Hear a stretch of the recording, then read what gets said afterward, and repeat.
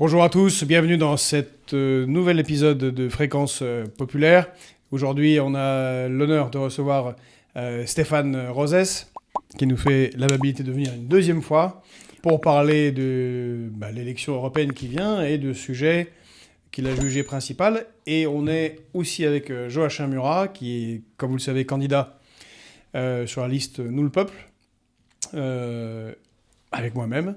Mais nous sommes tous trois signataires de cette tribune qui est parue la semaine dernière au Figaro, la veille du discours du président de la République Emmanuel Macron, justement où la question de la fédéralisation de l'Union européenne apparaissait en filigrane sans qu'il ose réellement la nommer cette fois-ci, même s'il a quand même très fortement parlé d'extension de l'Union européenne.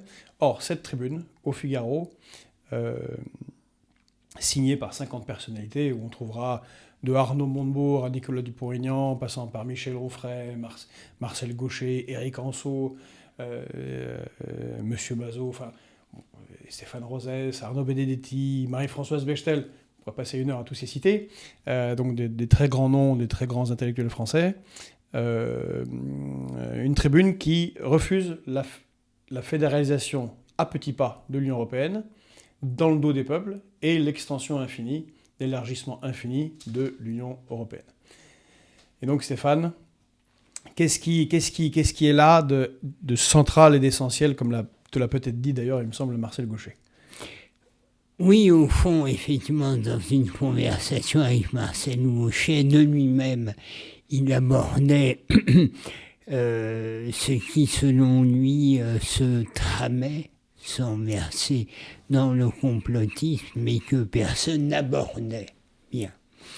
Donc ça tombait bien, cet appel dont Georges, vous avez été un des initiateurs et rédacteurs, visait justement à rendre public un enjeu décisif que des signataires peu coutumiers des pétitions, c'est mon cas depuis 30 ans et j'ai jamais écrit de tribune, mais là, l'enjeu est existentiel.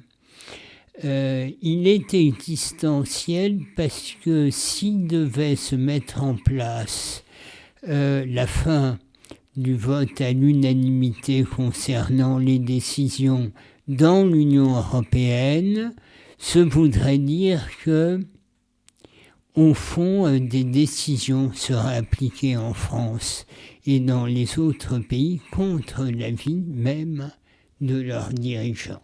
Ça veut dire la fin de la souveraineté nationale. La souveraineté nationale, c'est la démocratie. C'est l'article 3 de la Constitution, c'est dans la Déclaration des droits de l'homme et du citoyen, c'est le fondement de la liberté des peuples, et au fond, c'est au cœur de ce qui fait l'Europe et le génie européen. Et si l'Europe est actuellement dans une situation d'affaissement dans tous les domaines, économique, social, géopolitique, c'est justement parce que depuis 30 ans, peu à peu, l'Union européenne s'est mise en place contre les piliers de l'Europe que sont ses peuples et ses nations. Et donc, la fin du droit de veto, c'est ad vitam aeternam, la fin du principe démocratique qui est le génie européen depuis la Grèce antique. La démocratie, c'est la caractérisation au départ de ce qu'est l'Europe. Et donc, c'est un péril d'une grande gravité. Et d'ailleurs, nous, on fait appel, dans cette tribune, on fait appel au peuple. Puisqu'on se absolument. Aucune de ces questions ne soit abordée sans un référendum La populaire. difficulté qu'on a, on le sait, c'est d'abord les Français estiment qu'au Parlement européen ne se décident pas des choses importantes et donc seuls 44% des Français disent vouloir aller voter.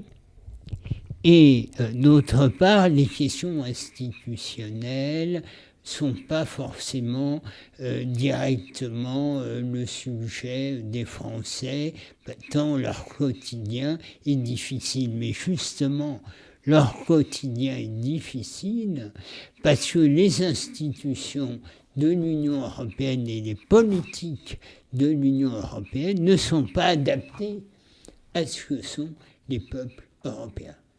Depuis ses origines, l'Europe, c'est Mare Nostrum, c'est des peuples divers qui se retrouvent pour faire des projets, des ambitions, dont les peuples sont les fondements. L'Union européenne, c'est l'inverse, c'est imposé par le haut des normes et des contraintes économiques budgétaires, et c'est ça qui explique le délitement de l'Europe depuis 3 décennies. Le projet dont a parlé le président Macron, c'est le saut dans le vide. Plutôt que de tirer les conclusions de ce qui dit « l'Europe est mortelle ». Oui, c'est vrai, mais pourquoi ? Justement, parce que depuis 30 ans, ont été mis en place ces politiques, et ce qui est prévu, c'est le pas supplémentaire, mais cette fois-ci dans le vide. Il fallait que les personnalités commencent à réagir.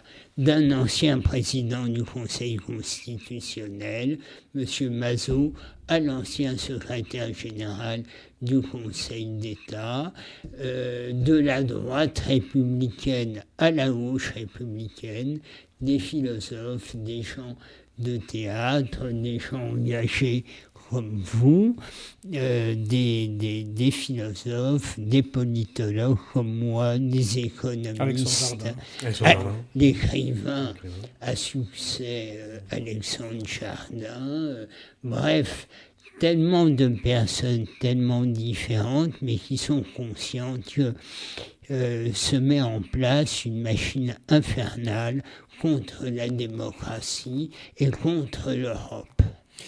Donc je disais, c'est pour ça que nous, on fait appel au peuple, dans cette tradition française qui est le référendum depuis le Second Empire jusqu'à Charles de Gaulle, qui l'inscrit dans la Constitution, et sur lesquels on s'est assis depuis 2005. Ça fait 19 ans qu'on n'a pas fait de référendum en France. Et quand l'Union européenne a fait des référendums dans différents pays de l'Union européenne, à chaque fois, les peuples, se révoltant contre ce que tu viens de décrire, ont voté non, qu'ils soient hollandais ou grecs, irlandais ou français, donc des peuples très différents, aux imaginaires différents, disent non, et vont dans ce sens. Or, nous, ce qu'on demande, c'est on ne peut pas aller à ce point contre les nations européennes sans qu'il y ait une validation du peuple. C'est ce que rappelle cette tribune qui est, je veux dire, elle est remarquable. C'est pas pour ou contre l'Europe, c'est contre l'évolution européenne dans le dos des peuples. C'est que si jamais on va vers une fédéralisation, très bien, allons vers une fédéralisation, mais on demande aux populations européennes de voter pour ou contre. Êtes-vous d'accord pour diluer la France dans un corps européen où vous aurez un gouvernement technocratique qui prendra des décisions pour vous, à votre place et sans vraiment vous consulter. Mais avant, on vous demande l'autorisation, parce que qui est le chef ? C'est le peuple. Il y a eu un changement de légitimité à partir de 1789. Le pouvoir n'arrive plus de droit divin, il arrive par la souveraineté populaire, et c'est un renversement complet avec l'Union européenne où on revient sur une espèce de droit divin. C'est-à-dire qu'on enlève la souveraineté populaire complètement, qui était le fondement de la démocratie européenne et des monarchies et des républiques libérales depuis 2 siècles à 2 siècles et demi. Et là, on l'inverse complètement. C'est-à-dire que l'Europe est en train de remettre une forme... Ursula von der Leyen fait penser à une espèce de Marie-Antoinette au pouvoir. Et quand on écoute monsieur le président Macron parler de la mort de l'Europe, on a l'impression d'entendre un prêtre aztèque qui est en train de te dire que pour faire survivre cette Europe, pour garder l'Europe vivante, il faut sacrifier la France. Donc on va sacrifier la France pour que l'Europe vive. Je suis désolé, avant qu'on mette la France sur l'autel du prêtre aztèque qui va l'éventrer, j'aimerais qu'on me demande mon avis et j'aimerais qu'on demande leur avis à tous les Français. C'est le sens de cette tribune. Et d'ailleurs, tu l'avais rappelé quand on avait écouté le président de la République dans son long discours à la Sorbonne, que son précédent discours à la Sorbonne, celui de septembre 2017, Oui, c'est ça. fraîchement élu président de la République, il avançait déjà cette thématique de la souveraineté européenne. Et là, en étant beaucoup plus explicite quant à sa vision du peuple, puisqu'il a dit il faudra construire cette souveraineté européenne loin des passions populaires. Voilà, c'est ça. Loin des passions populaires. C'est-à-dire en passions s'asseyant sur la décision. Oui, ça c'est vraiment Stéphane. populaire. Je ne sais pas si vous avez ça en mémoire, mais entre la 5e et la 6e minute du discours du président de la République en 2017 à la Sorbonne, Emmanuel Macron, il explique que l'origine, la naissance de l'Europe s'est faite grâce à une conjonction miraculeuse. 1, la sécurité était assurée par les Américains. 2, le modèle à suivre était évident, il fallait devenir les États-Unis, il le dit clairement. Hein. Et 3, heureusement, ça s'est fait loin des passions populaires, un peu dans la pénombre des commissions. Et il dit clairement que ça s'est fait loin des passions populaires, donc que des gens sérieux, intelligents, ont pu le faire sans être embêtés par les peuples. C'est absolument incroyable. Oui. C'est-à-dire que j'étais polarisé par un autre de ses discours devant la représentation nationale, le Congrès. Sitôt élu, il dit « Le premier mandat que m'ont confié les Français est de restaurer la souveraineté nationale. » J'avais été frappé de sa lucidité, parce que d'abord, je crois que dans sa posture générale qui a fait sa victoire, il y avait beaucoup de ça, effectivement, et de son courage de s'exposer ainsi et de dire ce qui avait été, selon moi, un des fondements de sa victoire. Et, dans le même temps, pour reprendre la phraséologie et la philosophie présidentielle, il dit la souveraineté européenne, en fait, doit passer par le contournement de la souveraineté populaire et nationale, alors qu'ailleurs, dans la même phrase, comme si c'était une évidence, à la française, il dit souveraineté nationale et souveraineté européenne. Donc, vous voyez où on en est. Au fond, la difficulté et la nécessité de bien se faire entendre au travers de cet appel, c'est que l'imaginaire français étant projectif et universaliste, ceux qui ont mis en place une Europe fédérale qui détruit les fondements de l'Europe ont pu le faire parce que nous, Français, nous sommes des romantiques. Nous sommes hugoliens, napoléoniens. On voit le monde comme une projection de ce qu'on est. Or, il faut dire que l'Union européenne, c'est le processus inverse.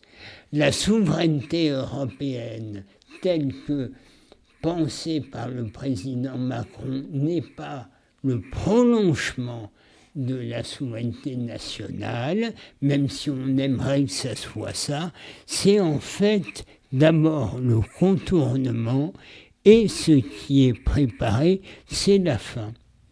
C'est pour ça que le président Macron, à la Sorbonne, la semaine dernière, juste après notre appel, a dit en une phrase « Ah, et puis il y aura dorénavant le vote à majorité qualifiée, donc la fin du droit de veto. J'en parle, c'est pas le moment, j'en parlerai plus tard. » Oui, non, mais justement, cette affaire ne peut pas se faire dans le dos des citoyens. Il s'agit de renoncer à la possibilité des nations à bénéficier de leur souveraineté. Or, la souveraineté nationale est la condition de la souveraineté populaire. Et de la démocratie. Et de la démocratie. Il ne peut pas y avoir prise du peuple sur les gouvernants si les décisions des gouvernants ne sont pas du ressort de ce qui concerne le pays Et donc, ni plus ni moins, ce qui est programmé, c'est la fin de la souveraineté nationale, condition de la souveraineté populaire, base de la démocratie qui a fait le rayonnement de l'Europe. Donc, ce que prépare l'Union européenne, c'est une destruction de l'Europe, un saut dans le vide qui amènera le chaos. Pourquoi ? Parce qu'à un moment, les peuples vont se rendre compte qu'ils ont été dessaisis. Et ça va être le chaos, parce que la révolte des peuples aura comme explication « Ah oui, mais non, mais c'est pas nous, c'est le peuple d'à côté ». Et donc, ça va être le chaos, forcément. Et donc, la culture de nos dirigeants et l'irresponsabilité de nos dirigeants au travers de cette mauvaise affaire pour la démocratie et l'Europe va nous conduire absolument au chaos par étroitesse d'esprit, carriérisme, pour beaucoup aussi des formes de cupidité. Bref, tout ça est très grave et il était nécessaire que des premières personnes sortent cette affaire pour les mettre à disposition du débat public et des citoyens.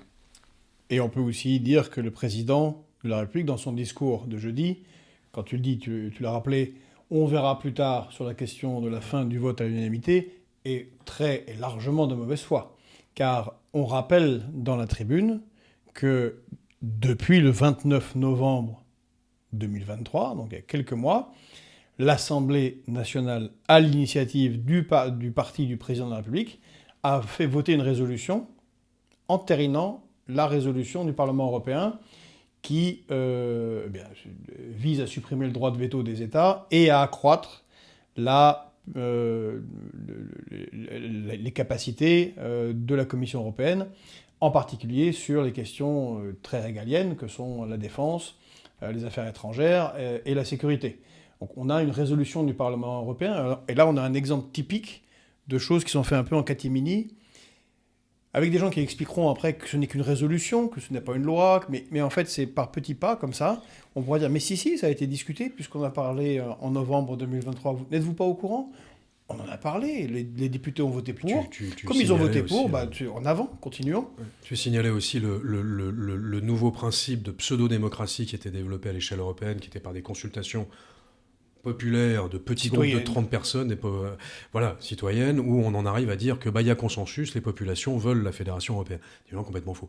Alors il faut bien voir ce que ça veut dire dans le concret. C'est-à-dire qu'aujourd'hui, par exemple, en Allemagne, le Parlement allemand est en train de discuter très sérieusement le fait d'interdire à tous les Allemands d'utiliser leur voiture le week-end pour des questions écologiques. Alors imaginez qu'ils passent ça en Allemagne, c'est le problème des Allemands, on est d'accord. Mais dans une Europe fédérale, ils pourraient tout à fait vous l'imposer. Donc d'un seul coup, les Allemands, plus, je sais pas, les Hongro, Finno-Hollandais, pris d'un coup, réussissent à faire passer ça au niveau européen. Et comme vous n'avez plus le droit de veto, c'est bien, les Français n'auront plus à utiliser leur voiture, ce sera interdit. C'est complètement fou. Donc ça n'est pas possible de laisser faire des choses comme ça. Et ça, c'est juste sur l'exemple d'utilisation de sa voiture le week-end. Oui, parce que c'est une question beaucoup plus grave. Ça peut être la fiscalité, ça peut être la déclaration de la guerre, ça peut être plein de choses qui vont se faire dans notre... La laïcité. Qui est un pilier de l'imaginaire français et qui est à peu près unique dans le monde, en tout cas très très très minoritaire en Europe. Si on avait un fédéralisme européen qui nous dit votre modèle, il faut le modifier, ça serait une catastrophe. Là, pour le coup, on aurait un chaos total. Déjà, c'est difficile dans notre pays, mais là, ça serait un chaos définitif qui peut tourner une guerre civile. Ce qui est très étonnant, c'est que les penseurs du néolibéralisme et des gouvernances post-nationales ignorent à ce point que chaque peuple a ses mœurs, ses modèles d'intégration, ses façons de penser l'économie, ses façons de travailler, de consommer, d'avoir des loisirs, même de mener la guerre, de guerroyer.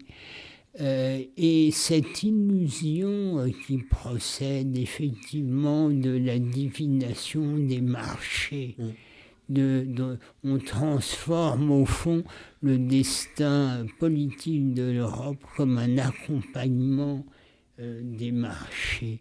Bref, cette pensée primaire qui viserait à croire que les sociétés sont conduites par l'économie, tous les jours, nous voyons l'inverse. Nous voyons des peuples qui se renferment, qu'ils aient profité ou non de la globalisation néolibérale, tout simplement parce qu'ils se sentent dépossédés de la maîtrise de leur destin. Et donc, s'il y a de frappant dans ces décisions, c'est la méconnaissance de l'histoire de l'Europe, de ces peuples, une inculture terrible, et la laïcité est une forme singulière française. Ailleurs, aux Pays-Bas, c'est le piliérisme. Le modèle d'intégration allemand n'est pas exactement le modèle d'intégration anglais. Les Espagnols, c'est encore différent.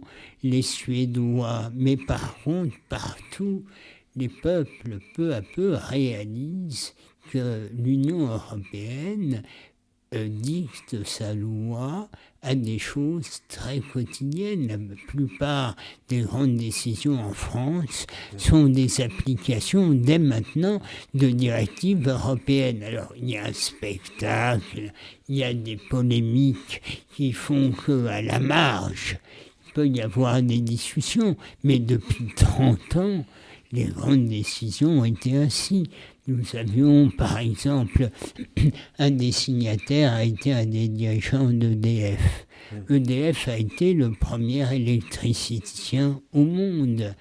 Les décisions de l'Union européenne séparant la distribution de la production, les difficultés du nucléaire par nos partenaires allemands et l'Union européenne, bref, EDF a été mis à genoux par l'Union européenne dans l'accompagnement des dirigeants de droite et de gauche. Donc, si l'Europe, dans tous les domaines, s'affaisse, si même en Ukraine, elle n'est pas maître de son destin, les choses importantes se décidant à Moscou, à Pékin, à Washington, si l'Europe est dans ce délabrement, c'est du fait du contournement de ce que sont les génies de chacun de nos peuples, de chacun de nos modèles, et il s'agit d'une fuite en avant.